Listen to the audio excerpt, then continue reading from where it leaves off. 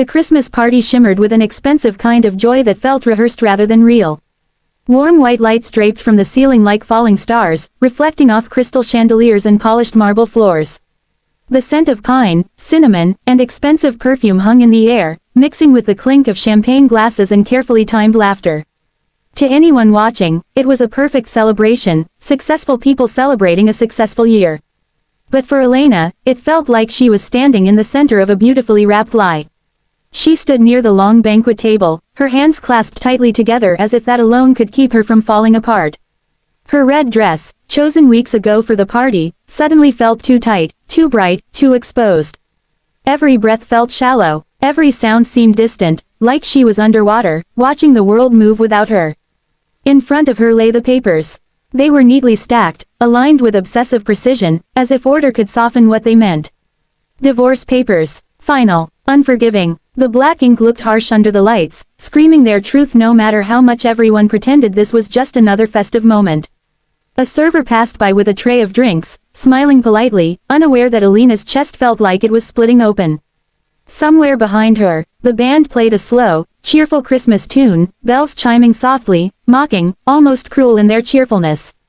"Sign them," her husband said quietly beside her. His voice was calm, controlled, practiced. He didn't look at the papers. He didn't look at her.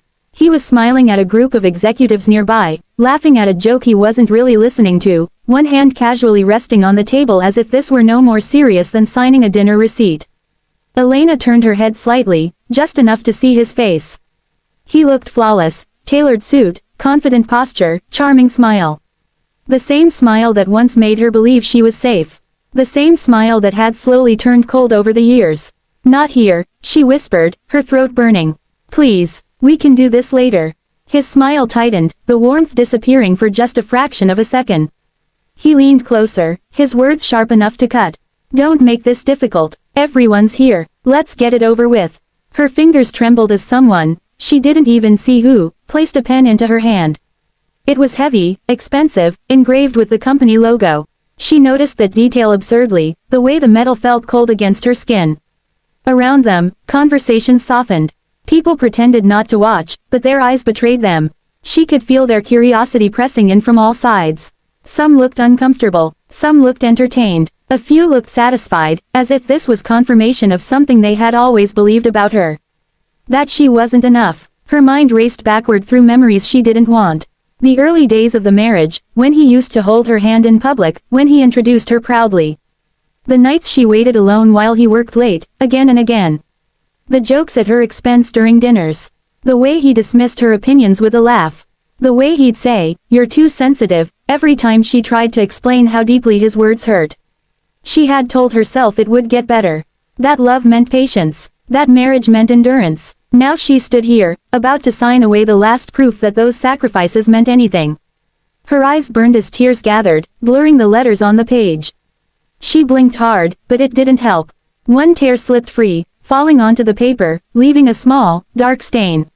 The sight of it shattered what little control she had left. Her husband noticed and sighed, annoyed rather than concerned. "For God's sake," he muttered under his breath. "Pull yourself together." That was it. That was the sentence that broke her. Her hand shook violently as she lowered the pen. The room seemed to tilt.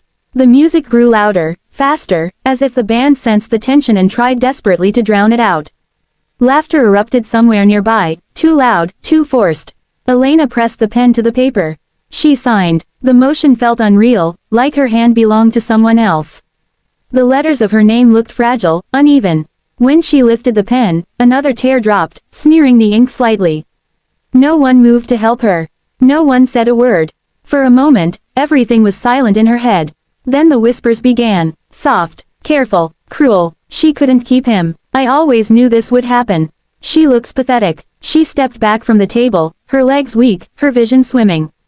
Her husband picked up the papers quickly, as if afraid she might change her mind, and handed them to his lawyer without even glancing at her. The transaction was complete, clean, efficient. He turned away immediately, lifting his glass toward the guests. "All right, everyone," he said brightly, as if nothing had happened, "let's not let paperwork ruin a beautiful night." A few people laughed, others raised their glasses. The party resumed, just like that. Elena stood frozen, her chest heaving, tears slipping down her cheeks despite her efforts to stop them. She felt exposed, stripped bare in front of people who had never cared about her in the first place. She wanted to disappear, to run, to scream. Instead, she did the only thing she could do. She covered her mouth with one trembling hand and turned away, walking blindly through the crowd. No one stopped her. No one followed. She was invisible again. As she reached the edge of the room, her breath hitching, she didn't notice the man standing quietly near the doorway. He watched her with steady eyes, his expression unreadable, calm, focused, deeply attentive. While the party glittered on behind her, Elena wiped her tears and stepped into the shadows, unaware that this moment of humiliation was only the beginning. The music cut off mid-note, the cheerful bells silenced so abruptly that the sudden quiet felt heavy and unnatural. Conversations stalled, laughter faded, and heads turned toward the source of the interruption. For a split second, no one spoke, as if the room itself was holding its breath. "Ladies and gentlemen," a calm voice carried across the hall, firm without being loud. "May I have your attention?" The man who had been standing near the doorway stepped forward into the light. He moved with an unhurried confidence, the kind that didn't need to announce itself. He wore a dark, simple coat, no flashy jewelry, no exaggerated display of wealth, yet something about him commanded instant respect. Several executives stiffened as recognition flickered across their faces, and a few color-drained smiles froze in place. Elena stopped walking. Her hand was still pressed to her mouth, her body trembling from the effort of holding herself together. She turned slowly, confused, her tear-blurred eyes searching for the speaker. When she saw him, her breath caught. For a heartbeat, the room disappeared, replaced by a rush of memories, quiet evenings, patient advice, a voice that had always told her she was stronger than she believed. "Elena," the man said gently, his gaze finding her in the crowd. "I'm sorry I'm late." The sound of her name on his lips felt like an anchor. Her knees weakened, and she had to grip the back of a chair to steady herself. Whispers rippled outward as people tried to place him, tried to understand why the atmosphere had shifted so suddenly. He turned his attention to the room, his eyes sweeping over the guests with measured calm. "My name is Victor Hale." The reaction was immediate and explosive. Gasps burst from different corners of the hall. Glasses paused mid-air. Someone dropped a napkin. The name traveled through the crowd like a shockwave, and suddenly the room felt much smaller. Victor Hale, the founder and chairman of Hale International. A man whose signature could build cities or dismantle corporations overnight. A billionaire whose presence alone could tilt markets. Elena's husband went pale. The confident posture he had worn all evening collapsed in on itself as his hand tightened around his glass. His lawyer took an instinctive step backward. Victor continued, his tone steady, unraised, and all the more terrifying for it. "I witnessed something tonight that should never happen to anyone, especially not my daughter." The word hit like thunder. Daughter. Every whisper died instantly. Elena felt her chest constrict, fresh tears flooding her eyes, but these were different. They weren't born of humiliation or grief, they were born of relief so powerful it almost hurt. She shook her head slightly, stunned, as if afraid she had misheard him. Victor walked toward her, each step deliberate. As he reached her side, he removed his coat and draped it gently around her shoulders. The warmth of it settled over her like protection, like home. His hand rested lightly on her back, grounding her. "She married without my name," Victor said, his voice now edged with quiet steel. "Without my wealth, without my influence. She wanted to be loved as Elena, not as a Hale." A few people shifted uncomfortably. Others couldn't look away. She endured disrespect, dismissal, and cruelty in silence, he continued. Not because she was weak, but because she believed in commitment. In dignity. Elena's husband opened his mouth, but no words came out. His glass slipped from his fingers, hitting the marble floor and shattering loudly. The sound echoed, sharp and humiliating. Victor finally looked at him. The gaze was not angry. It was worse, cold, final, and utterly unimpressed. "You," Victor said calmly, mistook her kindness for permission. Security guards, previously blending into the background, straightened instinctively as Victor lifted his hand slightly. Several executives began whispering urgently into their phones, panic creeping into their eyes. Effective immediately, Victor announced, turning back to the guests, all contracts, partnerships, and ongoing negotiations between Hale International and this company are terminated. The room erupted into chaos. "What? That's impossible. Victor, please." He didn't raise his voice. He didn't need to. "Legal teams will contact you by morning," he added. Any attempt to dispute this decision will be educational. The implications sank in fast.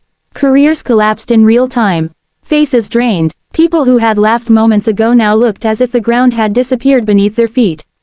Elena's husband took a step forward, desperation finally breaking through his arrogance. "Sir, Victor, I didn't know. If I had known." Victor raised a single finger, stopping him cold. "That," he said evenly, "is the point." Silence returned, thicker than before.